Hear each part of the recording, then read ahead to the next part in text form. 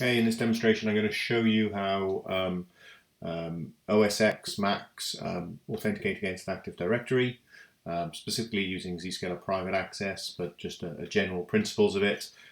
Here we can see I've got my workstation. It's joined to my domain controller Welsh Geek, or my Active Directory domain Welsh Geek. I'm logging in against that.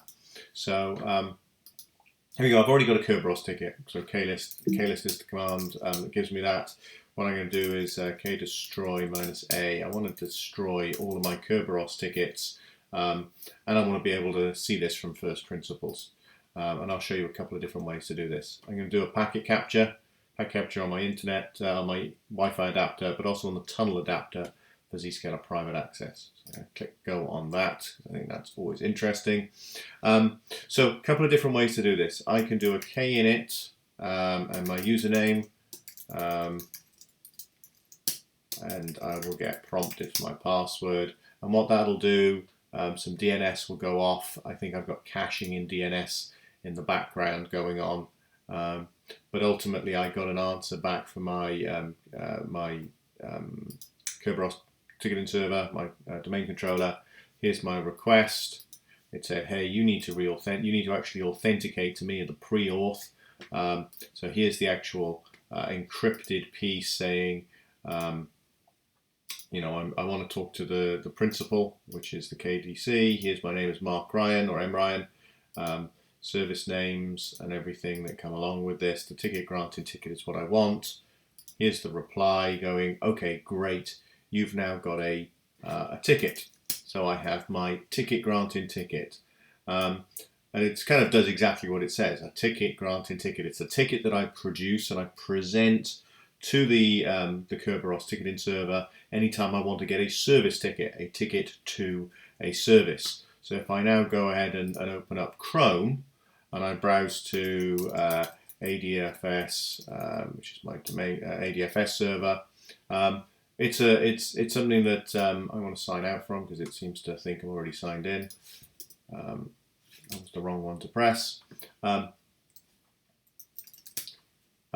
I want to actually sign into this site, so what I'll do is in the background I'll go and get my ticketing server, my ticket granted ticket presented to the server, and say, hey, I want to sign in to ADFS. Give me a token for the ADFS server, present the ticket granting ticket, and then I'll get a service ticket that I can present to ADFS. So I click sign in here, signed in transparently as you'd expect, as you'd hope. We can take a look here. You can see I actually got a ticket for the ADFS server. And so if we look at the Wireshark here again, what we can see happened in the background, here's my ticket request, saying, hey, I want to request a ticket for adfs.welshgeek.net. It's an HTTP service. Even though it's over SSL, it's an HTTP service as far as as far as Kerberos is concerned. And here's the reply saying, okay, great. Here's the ticket for ADFS, and it was presented to the service, and away we went. So Kerberos just works through Zscaler private access. I said I'd show you another way to do it. We can do a klist. Let's do a kdestroy -a, get rid of all those tickets.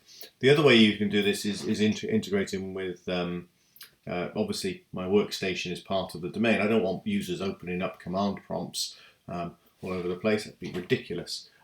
So the way we do this is we integrate this with your screensaver. Or indeed, just by logging onto the machine. But Kerberos tickets need to be refreshed periodically.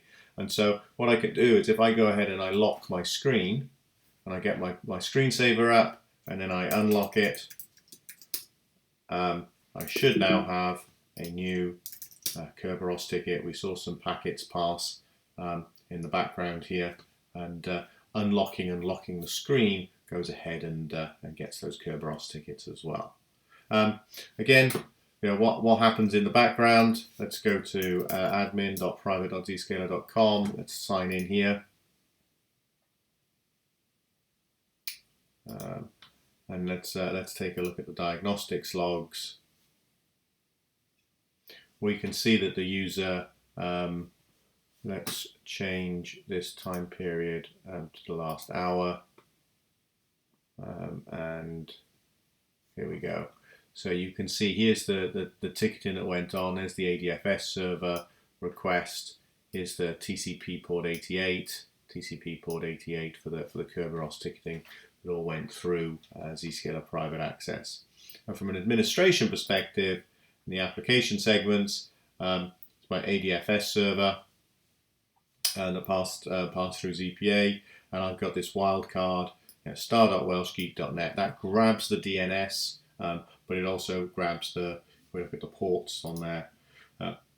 Port 1265535, so it'll grab the TCP port 88 for Kerberos, TCP and UDP port 389 for LDAP and CLDAP, which are necessary for domain enumeration. And so all of this will just pass straight through Zscaler private access, giving me authentication to the domain.